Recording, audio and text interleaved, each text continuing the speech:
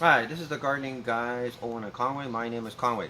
Today's topic is talking about dahlias. So usually when we look at bulbs for planting, and especially for color for summertime right now, that's a good time to sort of be looking for the bulbs in the springtime because by purchasing the bulbs in the springtime like dahlias, and again they can be planted in the springtime, therefore they will basically grow and basically produce flowers later in the summertime.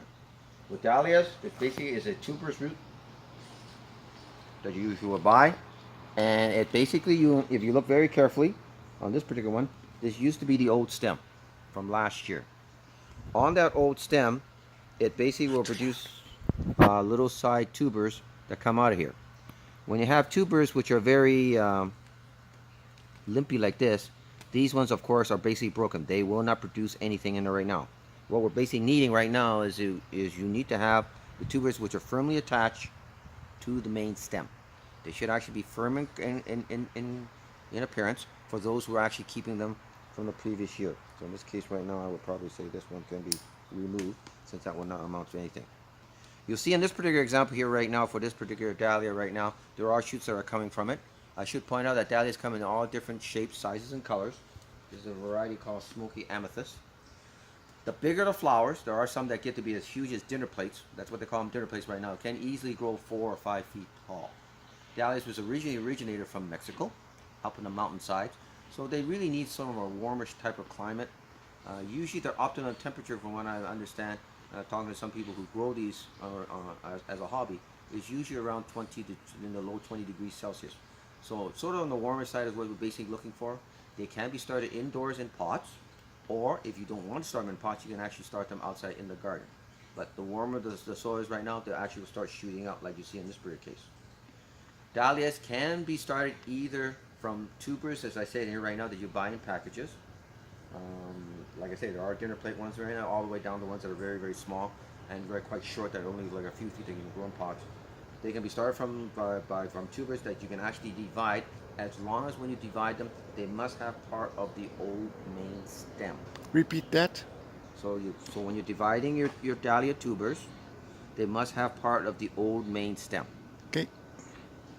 Failing that, in this particular case, because this is a relatively young clump in here right now for it, you can actually take some of these younger shoots that you see here right now, and these can actually be detached and actually be used as cuttings, which we'll talk about in another future segment, that you can actually root them like individual cuttings, and that will also give you a copy of the same plant also.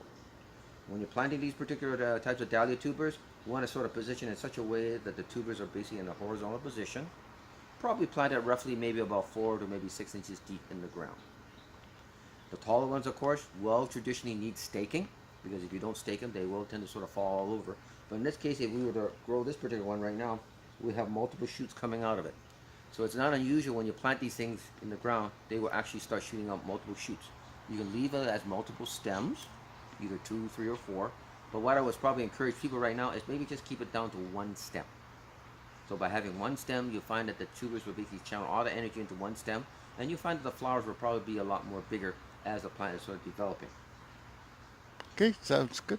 So when you're fertilizing it, they do require quite a bit of watering because they are by water by nature. So make sure you give it a good soaking, let's say once or twice a week, whether it be in the pots or in the ground. When it comes to fertilizing, we want to take fertilizers that's not too rich on the first number, i.e. on the nitrogen side. So as long as you have a balanced fertilizer, but not overly too rich in it right now for it, that will work for your dahlias.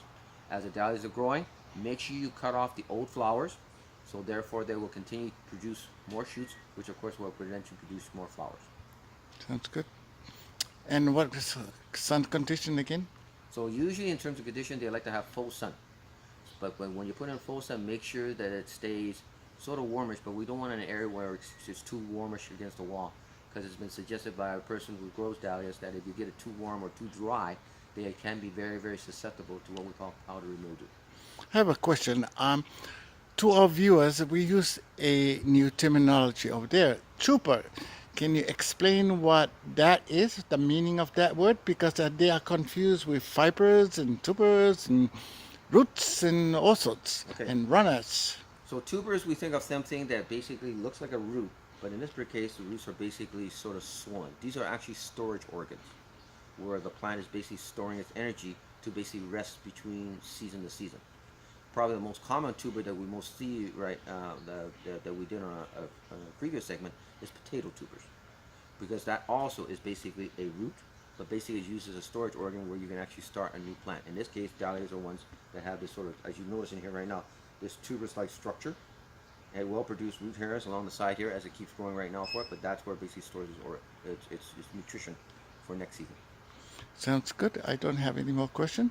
Okay, until we see you next time, go green.